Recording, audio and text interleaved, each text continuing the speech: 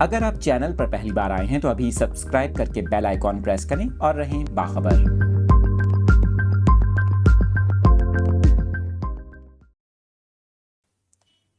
اہم خبر کی تفصیلات آپ کے ساتھ شیئر کر رہے ہیں۔ طاقتور ٹورنیڈو نے ہر طرف تباہی مچا دی، لوگ اللہ اکبر کی صدائیں لگاتے رہے۔ بگولے کے باعث کئی گھر اور عمارتیں متاثر ہوئیں۔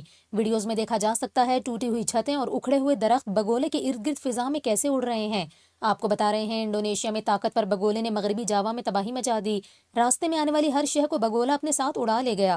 چھتیں اڑ گئیں، پول گر گئے، جبکہ 116 گھروں کو نقصان پہنچا اور 33 افراد زخمی ہو گئے۔ آپ کو بتائیں کہ ہوا کی رفتار 65 کلومیٹر فی گھنٹہ ریکارڈ کی گئی۔ 20 منٹ تک چلنے والی تیز ہواؤں نے نظام زندگی درہم برہم کر دیا۔